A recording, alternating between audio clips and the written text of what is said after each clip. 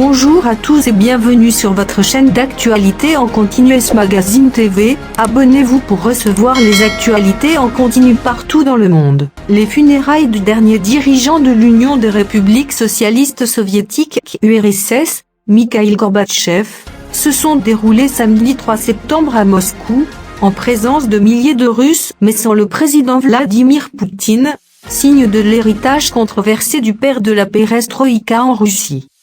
Grande figure politique du XXe siècle, Mikhaïl Gorbatchev s'est éteint mardi soir, à l'âge de 91 ans, des suites d'une longue et grave maladie, selon l'hôpital où il était soigné. Il a marqué l'histoire en précipitant, malgré lui, la disparition de l'Union soviétique en 1991, alors qu'il essayait de la sauver avec des réformes démocratiques et économiques, mettant ainsi fin à la guerre froide.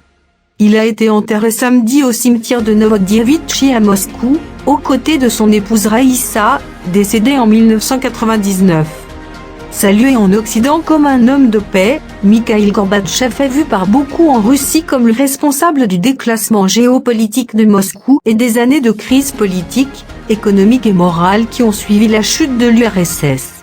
Signe de cette désaffection, aucun jour de deuil national n'a été annoncé, même si des éléments de funérailles nationales étaient présents lors de son inhumation, notamment une garde d'honneur, a souligné le Kremlin. À titre de comparaison, Boris Eltsine, premier président de la Fédération de Russie, au pouvoir lors des années de transition douloureuse vers l'économie de marché, et qui avait désigné Vladimir Poutine comme successeur, avait eu droit, lui, à des honneurs appuyés à sa mort, en 2007. Le Kremlin avait alors décrété un jour de deuil national et organisé des funérailles officielles, en présence de M. Poutine et Gorbatchev.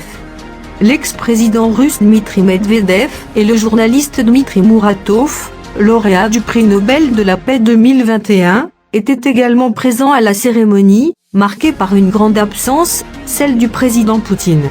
Jeudi, il avait annoncé qu'il ne pourrait y participer, du fait, officiellement, d'un emploi du temps chargé.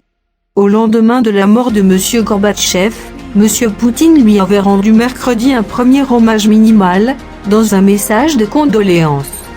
Sur un ton neutre, il avait constaté que Mikhaïl Gorbatchev avait eu une grande influence sur l'histoire du monde et qu'il s'était efforcé de proposer ses propres solutions aux problèmes. La relation entre les deux hommes était complexe, oscillant entre marques d'estime et reproches mutuels, avant de faire place à une cordiale indifférence. Les capitales occidentales, de Washington à Berlin, en passant par Paris et Rome, ont célébré chaleureusement la mémoire de Mikhaïl Gorbatchev, salué pour avoir œuvré au rapprochement Est-Ouest et à une réduction des arsenaux nucléaires, ce qui lui avait valu le prix Nobel de la paix en 1990. L'Allemagne, dont la réunification a été permise par la chute du mur de Berlin et de l'URSS, a annoncé que les drapeaux seraient en berne dans la capitale allemande, samedi. Le président turc, Erdogan, a présenté ses condoléances lors d'un entretien téléphonique samedi avec M. Poutine, a fait savoir le Kremlin. Dans un contexte de vive tension entre la Russie et les pays occidentaux en raison du conflit en Ukraine, seul un dirigeant étranger s'est déplacé pour assister aux funérailles à Moscou, le Premier ministre hongrois, Viktor Orban. Les autres pays occidentaux ont, eux, envoyé des ambassadeurs.